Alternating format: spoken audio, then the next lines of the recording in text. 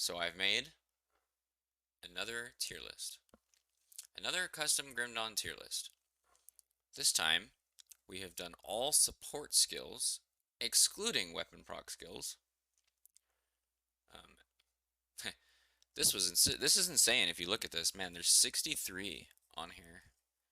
Certainly the soldier's not helping us any. Soldier has by far the most. It's kind of ridiculous, actually. I feel like that kind of shows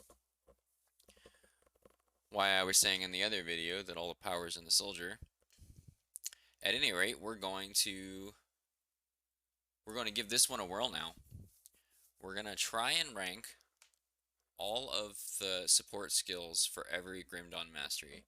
Now, I am going to pull up the Grim Tools calc on my other monitor because some of these I might kind of forget all of the nuances to them, and I want to be able to just kind of glance over at them, right?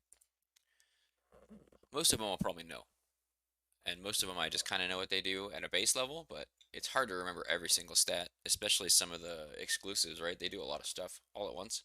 Alright, let's get started with Grim Dawn Mastery Support Skills tier list.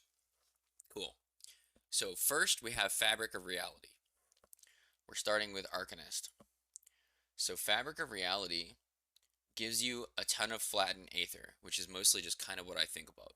It also gives you some Aether percent, and damage to Ethereals and Chthonics, which is kind of like one of those stats you don't really think about, but it's actually quite strong, because a lot of the really hard monsters are either Ethereals or Chthonics, right? Like Gravathul, I don't know if Kaizen counts,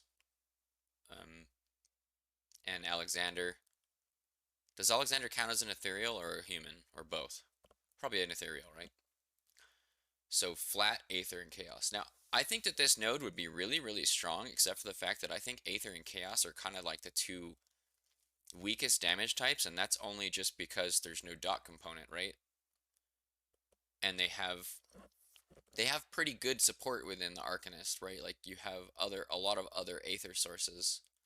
But I don't really think that this is like a super standout. It does give you a lot of flat damage though, which really carries the ability for an Arcanist to be able to be like some sort of weapon damage based thing. So I'm gonna give it like a B. Like it's good, but it's just not, I don't think it's like a standout. Alright, so we have Iskandra's Elemental Exchange. Now there's a few mastery things that are just like this, like Flame Touched is basically the same thing, right? Spectral Binding is really similar. And these are just like passive auras that give you all sorts of crazy bonuses. So we've got Flat Elemental, which is kind of okay, but not really all that useful for Arcanist most of the time. There's Energy Leech on it, which I think is one of the strongest things about this. There's some Elemental Percent, which is good. There's lots of OA and Aether on the second node. That's very strong. And then the third node gives you like a ton of just crit damage, which crit damage is normally really good, except in the case of the Arcanist, it's even better because they have like an extremely high OA potential overall. I'm going to give this one like an A. I really like this one. It's almost an S, but I feel like the flat damage on it is kind of like not as good because Elemental as a type, as all three, is kind of eh, right? Like generally it's better if you pick one of the elements instead of all of them. Alright, Mirror of Arioctes, S. Immunity.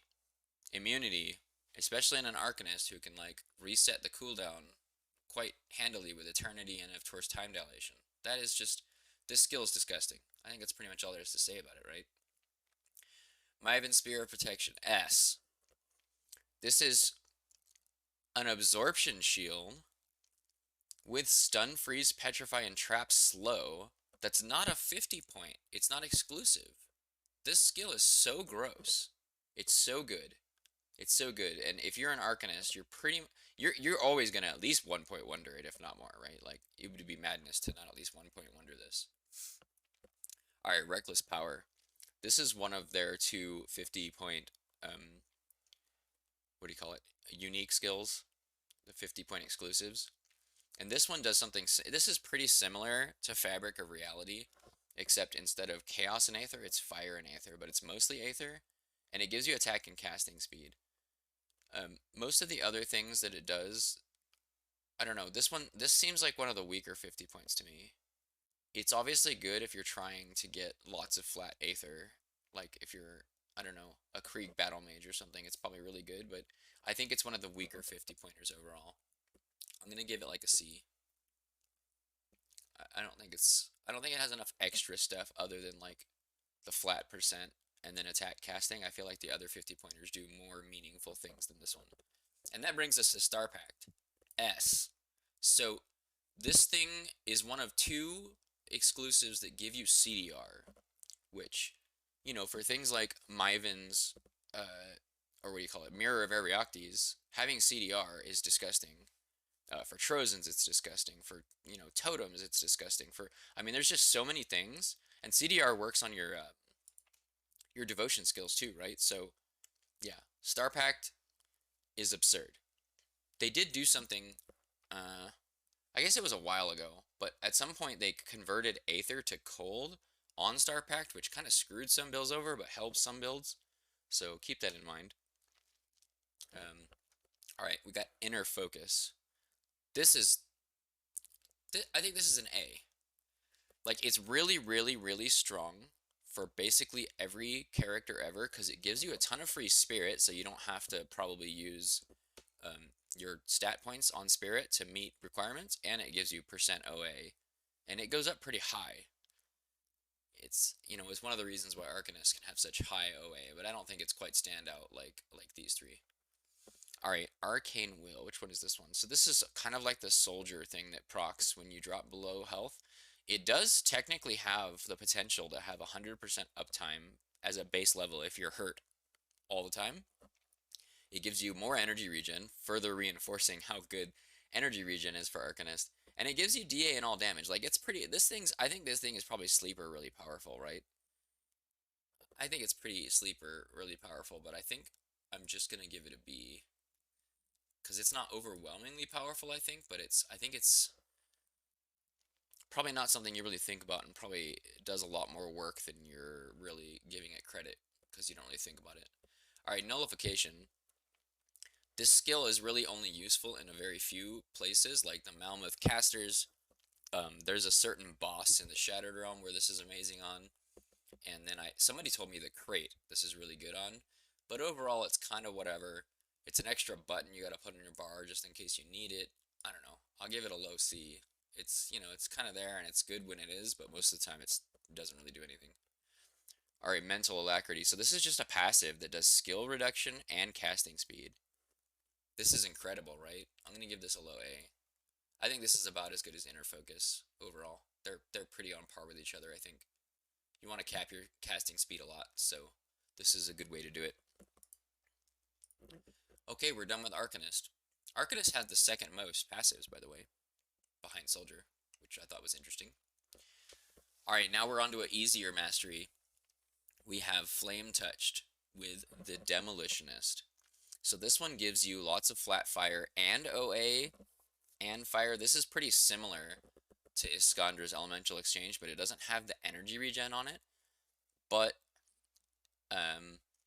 the second node also gives you DA.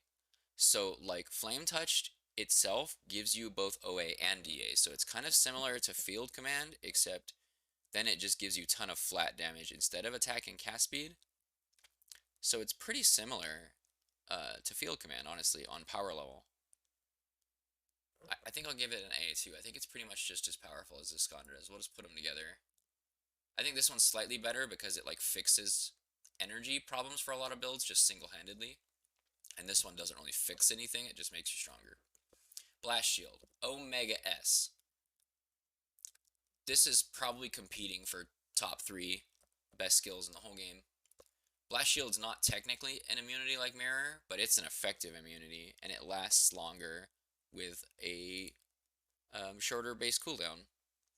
And then it also raises your maximum resistances, which, you know, it gives you max resist, it gives you absorption, and when you have a reasonable amount of points into it, it's an effective immunity whenever it goes off. So, it's pretty disgusting.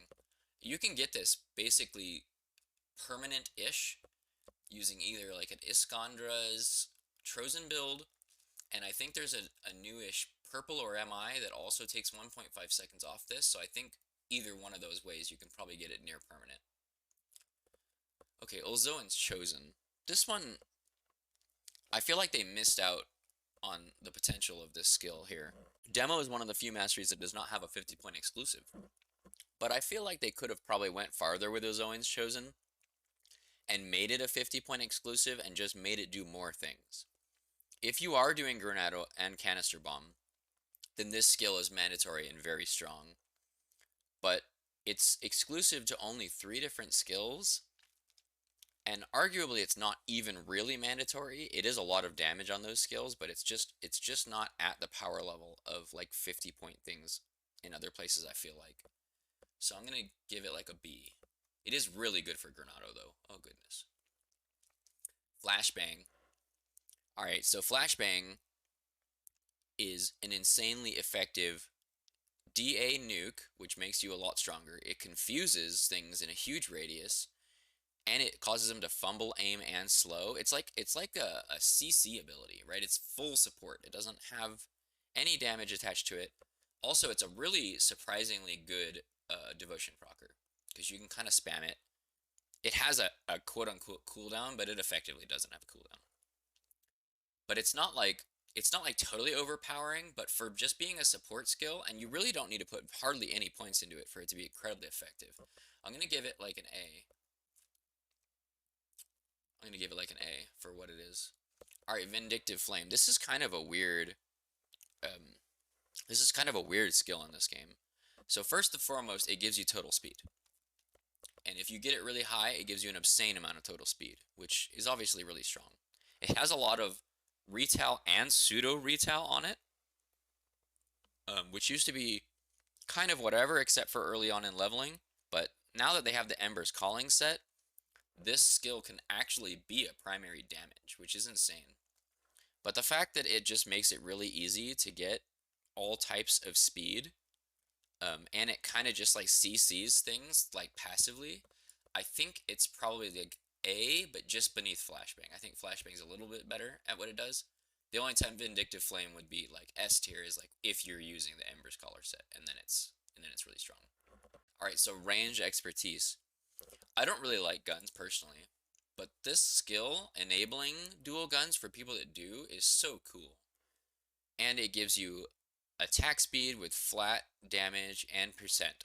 So that's really all it does. It doesn't give you very much, but what it does give you is like some of the strongest bonuses for what it does possible. I think I'll give it like a high B. Most of it is because it enables a playstyle, right? Which is cool. Alright, Word of Renewal. This thing does so much. I'm going to look at all the things it does. So it gives you movement speed, which is convenient for final builds and wall leveling. It gives you DA. It does heal you when you use it, but that's generally kind of a secondary effect, except for at the very beginning of the game. It gives you CC resistance on Freeze, Petrify, and Entrapment with flat health. That's kind of nice. It gives you flat physical with Fizz Elemental percent, along with Aether and Chaos Res. Now this is a 3-point node, so it's really strong, but in order to make use of all 3 of the incredibly powerful nodes, it's a ton of points to be invested. This is like one of the main reasons why if you play like a tactician, you're just like starved for points because you want everything, right? But its power level is quite good. I think I'm gonna give it a high B because of that. Like power-wise, it's probably high A or low S, but the point investment to get the power is rather steep. Alright, Aura of Conviction. Now this is the flat pierce with Fizz Res and OA. So this is another 50-pointer that doesn't really give you a ton of stats all at once, but the 3 main stats that it gives you is so powerful, right? Like a 50-pointer that gives you Fizz Res is so good. It's so good. And OA, so like that's 2 really, really huge stats at the same time. But it doesn't get to a ton, right? So I think I'm going to put it like right in with these guys. The Fizz Res is kind of carrying it up to a B, I think. Alright, Aura of Censure. I think this is one, I think this skill is tied with a different aura for most reliable resist reduction in the entire game. As soon as you exist with this on you, it is applied for all elemental types, which is, you know, resist reduction is basically the best way to get your damage up in this game. And it's type 1. And it also does the percent reduced target's damage.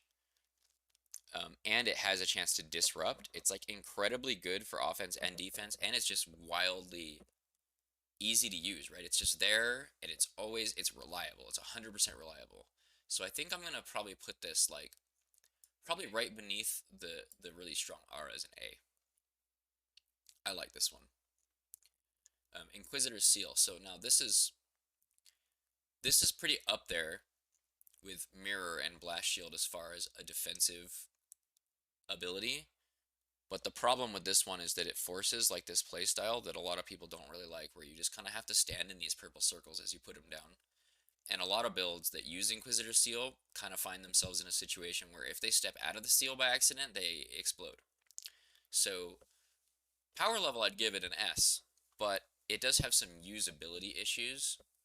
So I think I'm just going to give it a low A because of it can be kind of annoying, and it also is kind of point hungry to get full benefit of it. Also, I would mention about Inquisitor's Seal, if you're building your character in Grim Tools, make sure and check how much elemental res that this gives you, because it can trick you to thinking you're capped, and then when you step out, you'll Omega explode, because you'll also uncap elemental. So be careful with that. Sometimes I just like remove all the points from it so that I can see where I'm at without it, right? Alright, Deadly Aim. This is the strongest passive, I think, from Purifier. If you have decent OA before this procs, it has basically like a 90 to 95% uptime with like a massive, massive all damage crit OA effect on you. It's pretty disgusting. But I don't want to give it an S because it does require you to have OA in order to get more. So that's sort of a bit of a problem. I think I'll put it right here behind, maybe right above RF Censure. Right in here. That's pretty good. Alright, Artifact Handling. Now this is kind of similar to the Ulzuan's Chosen on demo, except it's not 50 points, so that's way easier to get to. And it doesn't do quite... I guess it pretty much does almost exactly the same thing to both runes. So it doesn't affect quite as many skills, although the two skills that it does affect are some of my favorite skills.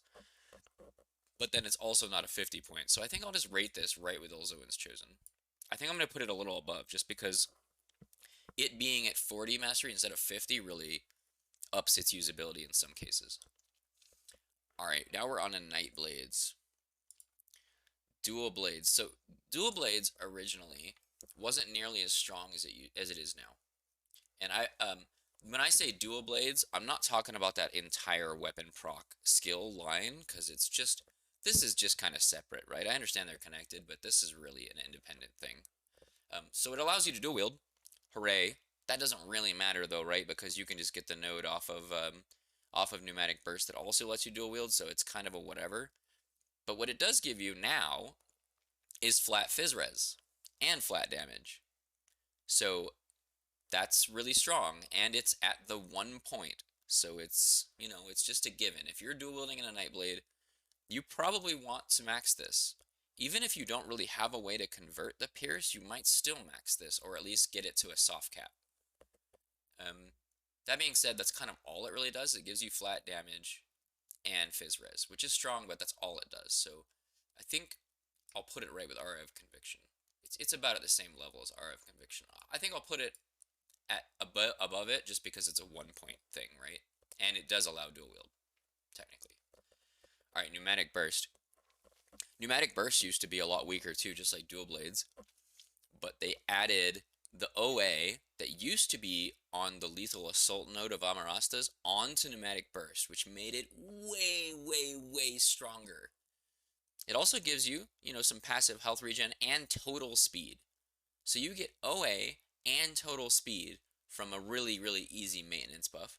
Then you get like 20+% to just avoid all attacks with DA and entrapment, elemental resist, and flat damage. This thing, I think this thing's probably a little stronger than Word of Renewal total, because total speed versus just movement speed is way better. And I think that dodging attacks straight up is also probably better than just the health this gives you. It doesn't have any usability issues either. Honestly, I think this is just a low S.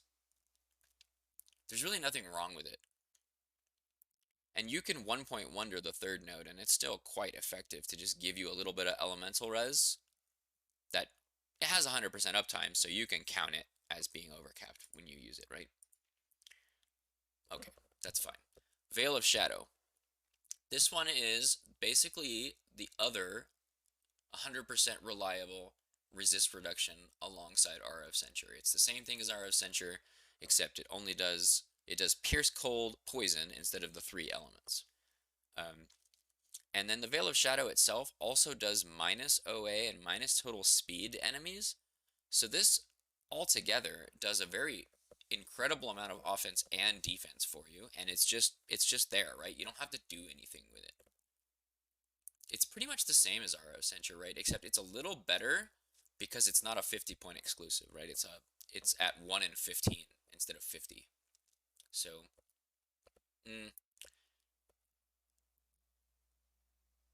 yeah, that's probably about right. About the same. No, it's better than Deadly Aim, right?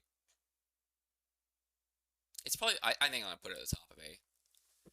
I think it's almost S. I don't know. I'll think about it a bit. All right, Blade Barrier. It's poor man's mirror. It's a terrible version of mirror, right? It gives you some immunity and a bit of time to think, and it heals you, just in case you got yourself in a bad place. You could then, like, I guess you could use it if you're waiting for like a movement skill to get you out of a bad situation. If you happen to be using Blade Spirits as a primary damage source or something that's passive, then it gains a lot of value, I think. But overall, I kind of hate this skill, even though it's objectively pretty strong if you use it at the right time.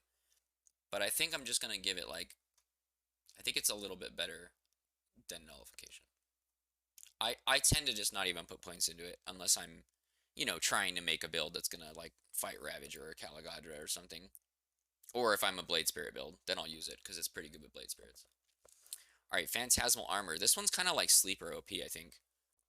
The reason I say that is because it gives you flat armor, which, honestly, flat armor in this game is really, really freaking strong, man. If you've ever leveled with Lokar, you'll know that, like, when you get into Ultimate, if you're still wearing Lokar, you start kind of getting, like, almost insta-clapped sometimes.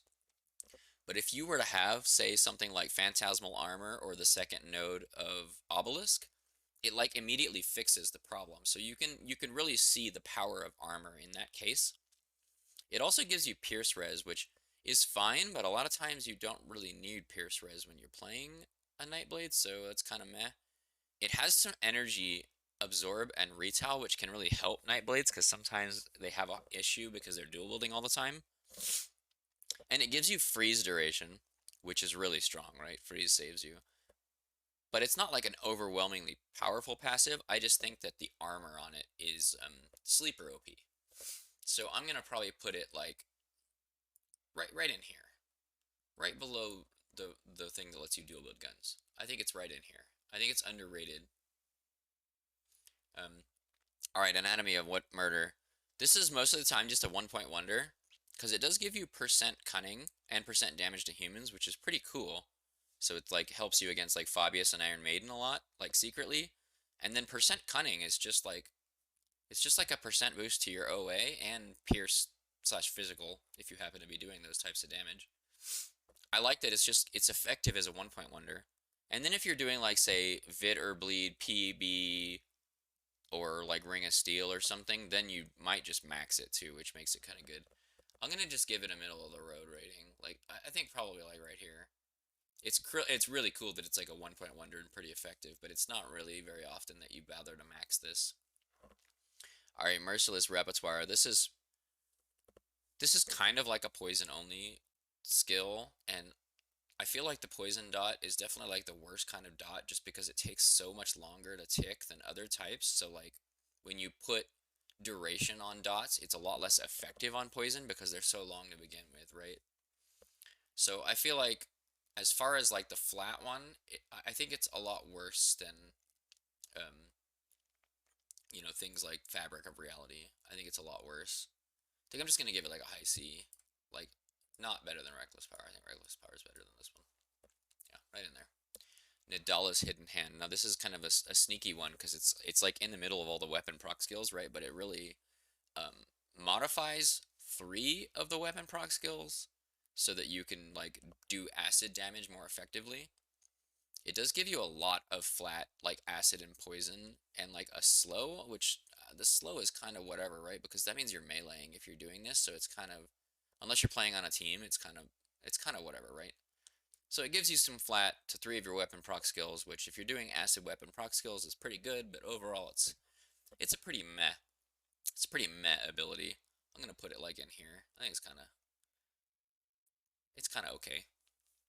Okay, we're on to Necro. Ooh, this is a long list of stuff, isn't it? Alright, we're starting with Harbinger of Souls. This is one of the 2 50-point exclusives that Necros have. Um, this one is kind of similar to the Arcanist one that gives you Aether, except it's a little better because it does basically the same thing, but it also gives you attack damage converted to health as an additional thing. So it's basically just the same. Which one is the Arcanist called?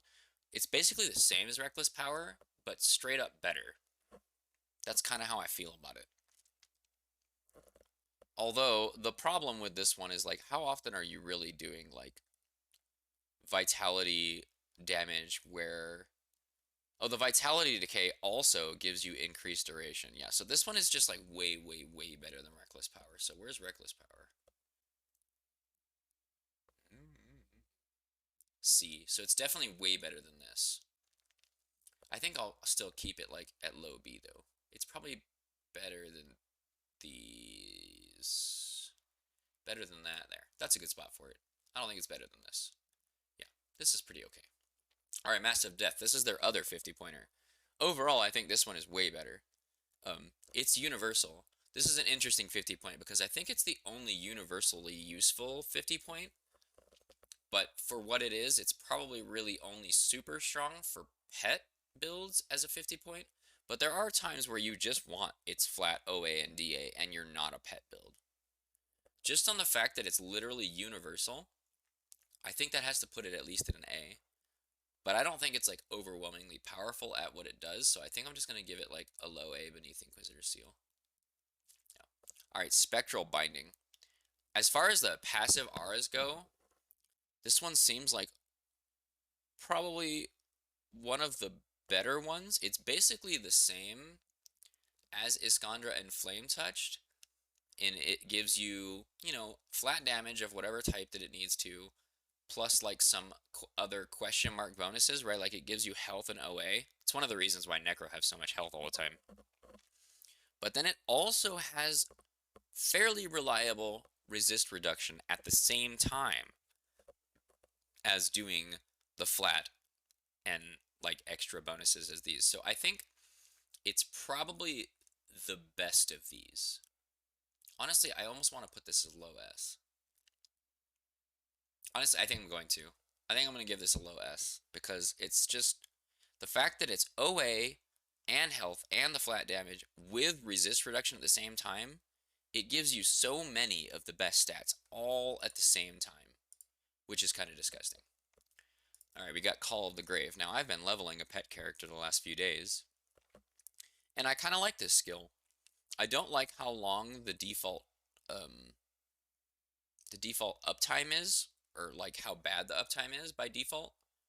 But most of the time when you're a pet build, you're going to have like a caster offhand and stuff, right? So it ends up being like probably 60 or 70% uptime with a pretty decent buff to yourself and to pets. So, and it doesn't feel bad to use. It doesn't seem to actually have like a cast time, right? Like you don't cast it, it's just instant. It doesn't like seem to be on like the global cooldown, for lack of a better word. So I think I'm just gonna give it like a B, because it's pretty easy to use. Like I don't know, probably like right there. Easy to use, pretty effective, but not overwhelmingly powerful. It's pretty good. Mark of Torment. Now this is like another poor man's mirror. I like it better than Blade Barrier, except it's harder to use correctly than Mirror or Blade Barrier because you have to have a target. And a lot of times what happens is you target something that's about to die by accident, and then your mark just falls off, and then you die anyways, right? But I do think it's a lot better than Blade Barrier. It's just harder to use, so it's not quite as good as Mirror. But it does last longer than Mirror, but it's also not a straight up immunity, right? So I think I'll just give it a low A, right above Master of Death, as like a pseudo immunity that's not as good as these two, or even close to as good as these two. Yeah. Alright, that's all Necro. Necro doesn't have very many passives. Alright, we go to Occultist. Now, Occultist does not have very many passives, but its passives are a lot of the reasons why I use it, because the few that it does have are basically disgustingly powerful at what they do. Alright, so we start with Soliel's Witchfire. Now this is probably the worst of their passives. That's not to say it's bad. It gives you flat Vit and flat Chaos, with Vit percent and Chaos percent, some Vit res, which is sometimes kind of useless because they tend to have too much Vit res, but then it also has attack speed. So it's pretty similar to something like the range expertise while not enabling something, but it gives you a lot more flat than most sources of flat, just because both nodes do give you flat. It also has a transmuter node that does some physical to chaos conversion, which is, I guess, kind of neat, but I've never really found a reason why I needed to use that. Maybe if you're playing the Chaos Cadence Boring as Sin build. So I think I'll just give this kind of a B. Like, I think it's kind of like in here somewhere, like maybe a little bit better than that. Somewhere in there. Now that was the worst one of theirs. So now the heavy hitters come in. Possession is disgusting, right? Like, Possession fixes chaos resistance for you a lot of times. It gives you the flat chaos. It gives you damage absorption, which is very strong. And then it also gives you the sleeper OP skill of damage, disruption resistance, which those acid puddles that like a million different mobs put down often disrupt you and screw you. So this is like ridiculously strong as far as 50 points go, I think. I would say at a power level, it's probably slightly better than RF Censure. Just because, like, absorbing plus keeping you from getting disrupted as a combo is so good defensively that it's just kind of ridiculous, right? Yeah. Alright, Curse of Frailty, S. Probably, like, up here. Probably, like, yeah, I think right there. Curse of Frailty is a crazy debuff that does, like, so many different types of resist reduction while nuking DA, making them slower. It also does Fizz res reduction, which is, that's really strong, type 1 Fizz res. And it's just so easy to use. It lasts a long time. If you put just a few points in, it's got a huge radius. This skill's disgusting. Alright, Blooded Drake. S. And now these two skills are a lot of times why you pick Occultist, because these two in combination they're both ridiculous, right? I have a debate here as to which of these is better overall, but it's really hard. I think overall usability, certainly Blood of Drieg is better, because this is good for literally every build in the whole game. But Blast Shield is so strong defensively that I just kind of want to rate it higher, because when you build into it, it's just so disgusting. Blood of Drieg is better overall, though, right? Like, for most builds. Alright, Bonds Abysmal. Now, I haven't played a lot of pet builds, but it does seem like the fact that this gives total speed to all of your pets is pretty amazing, right? And it's just permanent. It's just a permanent pet buff that gives total speed, and total speed for pets is like the best offensive stat, it seems like. So I'm gonna give this just like probably like a a middle of the road A, because it is still just only for pets, right? So it's like it's not terribly. I'd say probably right about there is where I put it. Yep. All right, we're done with Occultist. Now we're on to Oathkeeper. Oathkeeper has a few sleeper OP um, passive nodes, but it also has a few passive nodes that I kind of really don't like. So the first one we got to is Safeguard. This one is sleeper OP. If you're using a shield, this flat armor and fizz flat damage it gives you is so strong. Flat armor, like we discussed before on Phantasmal armor, is really, really, really strong. If you were leveling Oathkeeper with low cars and you happen to have a shield on, you could wear low cars to 94 easy, just with just some points in here to fix your armor. I think this is like a high A. I think this is like right beneath these. I think it's just sleeper OP, but you have to be wearing a shield, so I won't put it in S. Alright, Divine Mandate. Which one is this one? This is the Fire Fizz 50 point that gives you slow res.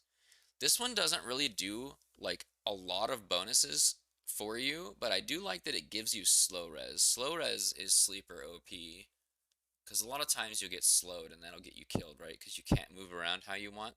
But that being said, and crit damage on it is pretty okay, but it doesn't give you OA to supplement the crit, which is kind of weird. So, I don't know. It does give you trauma duration, which is really strong too. I would say it's better than Master of Death, but not by like a lot. I'll probably put it right there. It's pretty good for what it does. All right, next we have Presence of Virtue. Now this is like extremely strong for every build, right? And the fact that it gives you energy regen is pretty cool. That's kind of like a nice passive thing that sometimes saves builds, especially if you happen to be doing an EOR build, right? Because EOR is extremely energy hungry. It gives you OA, it gives you some chance for some extra damage, max health, and some flat and retail. Yeah, looking at the bonuses, it is probably one of the weaker 3.1s. I don't think it's quite as good as the one from Inquisitor. And I put Word of Renewal in B, so I guess we're just gonna have to put it probably a low B. Yeah. Alright, we got Path of the Three. Now I think this is like a really, really powerful 50 pointer for the same reason that Star Pact is. I think we're gonna put it at the bottom of S. Maybe a little bit better than Spectral Binding.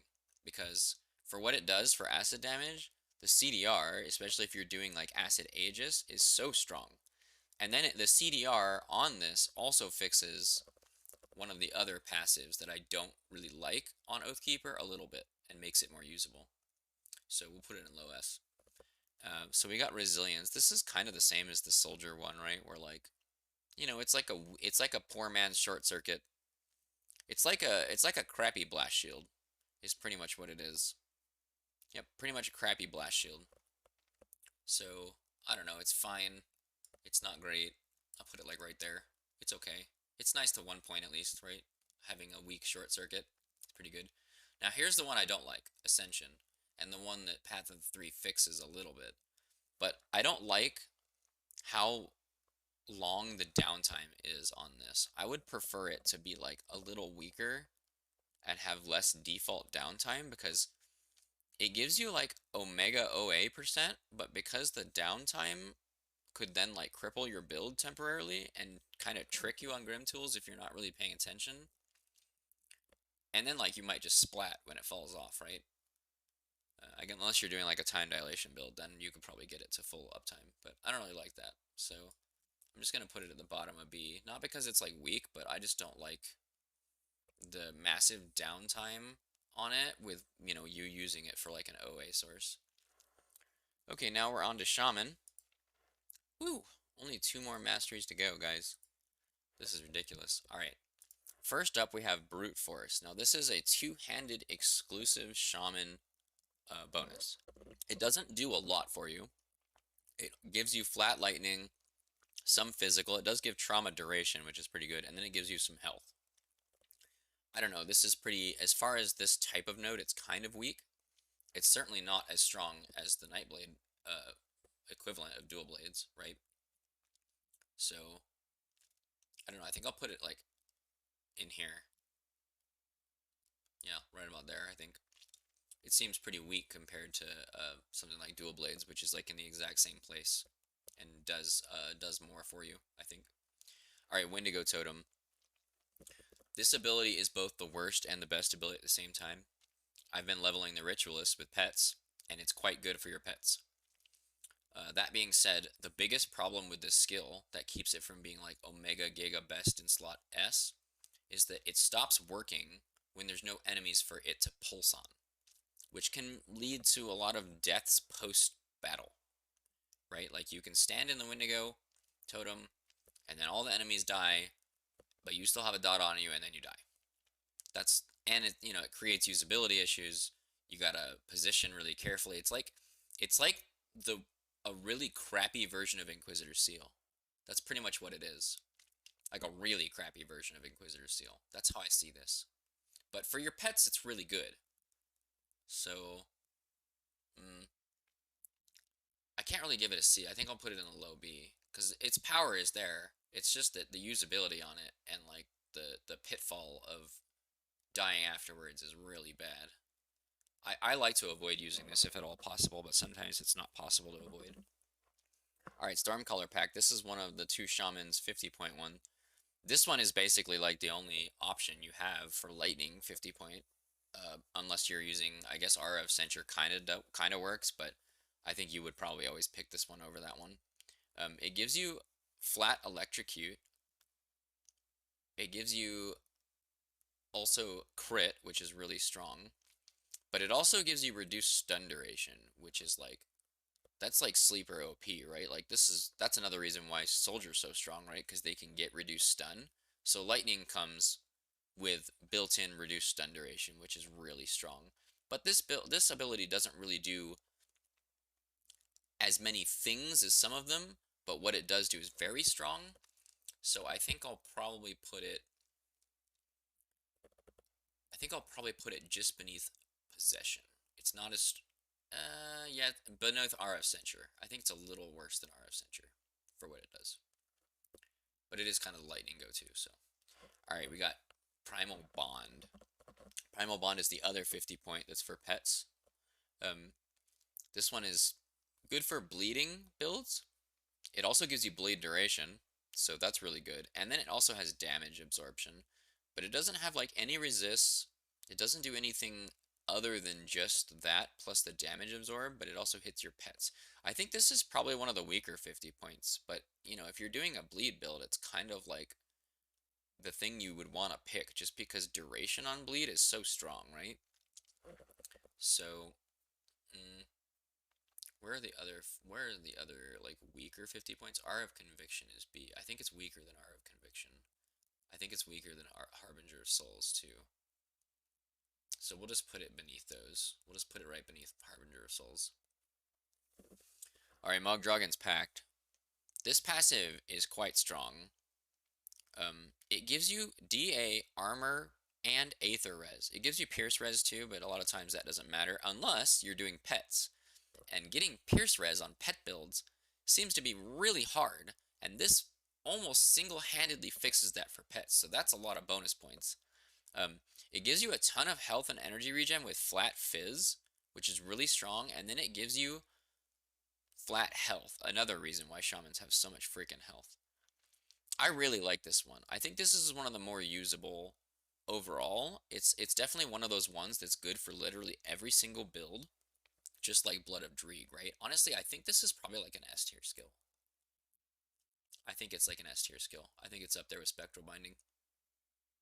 It's a little bit below Spectral Binding because it's not doing resist reduction like this does, but it's pretty close, right? Because it does more, but they're just weaker things than this. Okay, finally we're on to Soldier. Soldier's got a lot of support. You can see this list of them having freaking 12 support skills, and most of them are fairly strong. Some of them are kind of meh, but some of them are wildly powerful. So what is going in order here? We got start with Decorated Soldier. I gotta remind myself which one is which because they're I don't know what they're called. Alright, so Decorated Soldier gives you the fizz damage with elemental and slow res. So this one's kind of meh. I feel like this one turns into a 1-point wonder for almost every build, unless you just desperately need slow resistance to survive something, or desperately need elemental resistance.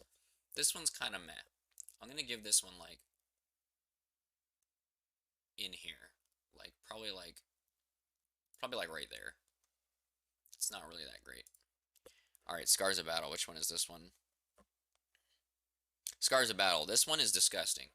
This one gives you stun reduction, freeze reduction, armor absorb, which is one of the really, really big things, and then bleeding res. So it gives you resistance and a ton of survivability and frees up components. This one is one of the reasons why Soldier ends up being so strong. I think we're going to put this one like just beneath these aura things. This thing is amazing. If this only did armor absorb, it would still be amazing. Alright, we got shield training. This is kind of like one of those super meh ones. Like, if you're using a shield, you're probably already pretty defensive. This is like, if you're going for like kind of immortality build, it's not very exciting. It only does one thing. Honestly, I think this is going to be the first D. It's not that it's like weak or anything, it's just that I feel like once you're already using a shield, unless you're trying to do, some sort of specific Kalagadra thing or just something that's really low effort to be near immortal, it's kind of whatever, right? That's where I'm going with that. Alright, Warcry. This one is sleeper OP, but the really OP thing doesn't work as well on bosses. So it does a 33% reduction to enemies' health, which when clearing trash is actually really, really strong. It does a ton of damage, even though you can't tell it's doing damage. But on bosses, it doesn't do that. But it still does do percent reduced damage for 5 seconds, which is really, really, really strong on hard enemies. And it also gives you type 2 Fizz Res and disrupts. So this is a really great utility thing, especially if you can get a build that has like almost 100% uptime on this. I was playing my Krieg DK, and I found that as long as I could keep this effect on enemies, I pretty much just didn't die. And as soon as I couldn't keep this up anymore, I had to run away for a second. So this is very strong. I'm going to give it like a low A. It's quite good. Alright, Fighting Spirit. This one is kind of like the... This is kind of like the Arcanist one, but like weaker. It's like a crappy version of the Arcanist thing, but it does give you a lot of OA when it procs, but its uptime is pretty sad. So I don't really like this one that much. I feel like if the uptime was higher and it was just like more reliable, it'd be a lot better. I think I'm going to put this kind of in this meh area right in here. Alright, Oleron's Rage. I think this thing is S. For a 50 point, I'm going to put it like probably right beneath Path of the 3 because it doesn't do CDR. Hey, bro, calm down. Oh my goodness. Alright, so this single-handedly fixes your movement speed, which is kind of convenient, but it also gives you a ton of OA with Fizz. Now, it doesn't do a whole lot of things like 50 points, but I just feel like getting what this gives you with the OA and the internal trauma. Actually, you know what? Now that I'm really reading it, I feel like I maybe just mentally overrate this. I'm actually going to put it down a little bit. I think it's probably a little worse than Possession, now that I'm really reading it. I think it's a little bit worse than Possession. But it is still really good at getting crazy OA on a soldier, which is nice, because they're kind of naturally tanky, right? So just getting a big source of OA and flat trauma is really good. If you're doing normal physical damage, it's a lot weaker, but the OA might still be worth it. Okay, Menhir's Will. This is like a poor man's Short Circuit. This is like an exceptionally crappy blast shield. So this thing's, it's nice to have. It's kind of like the resilience thing. I think this is even worse than the resilience. So we'll probably just put it, I don't know, we'll probably just put it in here with these math things. You 1-point wonder it a lot of times because it's, you might as well. It could save your life, I guess, but it's not so powerful. Alright, Overguard. Now, this thing, while it's up, it kind of runs into the Ascension problem, but I feel like getting this to 100% uptime is a little easier. And because you're certainly using a shield, because this doesn't even work without a shield, the fact that it drops is a little less punishing. And you can also go with a transmuter node that does give it 100% uptime but nukes your damage. So maybe if you play in multiplayer a lot, you might be able to just go immortal mode and like try and taunt things with this. I think it's better than Ascension, but not by like a lot. I think I'd probably put it like in here, in B. Yeah. Field command, Omega S. This thing's probably, yeah, probably right there. It just gives you armor, OADA, attack, casting, and all damage. It's just like all the things every build wants. You generally go close to maxing or soft cap this on every build that's soldier. It's just, you know, it's like Blood of Dreeg. You just use it. Just use it. Alright, Menhir's Bulwark. Which one is this one? Oh, this is the other 50 point. Okay. So, this one gives you damage absorb on a class that's already, like, really defensive. So when you put this on, you become super, super defensive. Now, it doesn't really gain you a ton of offense. It does give you flat fizz, which is nice. But that's where the offense on it ends, so it's mostly just a defensive thing. But it is quite powerful to have damage absorption, especially if something's already using a shield. So I think I'm just going to give it kind of middle of the road. I think it's better than all of this stuff down here. Better than that. Better than that. Better than that. Better than that. There. Right about there. Right about there, I think. Military conditioning. Is this the really boring one? No. Okay, so this military conditioning one is a large part of why soldiers tend to have like 1,000,000 health, because they get percent physique and percent health from this single node. And it scales up pretty high. It takes a while for this to like really hard drop off. So a lot of builds will put, you know, past soft cap into this thing. It's not like overwhelmingly overpowered, but it is nice to just have a lot of health by default, right? So I think I'll just kind of give it like a low B. Alright, Veterancy. Now this is probably the worst passive they have. It just basically gives you, some health regen. So I think I'm just going to put it down here. This one's not very good. You might one point this one, you might not even one point it. You know, it's not really very good unless you're just trying to stack all of the health regen, you know, just to do it. So you might do that, but probably not. Okay, there it is. This is my rating for all of the support skills that exist within Grim Dawn Masteries.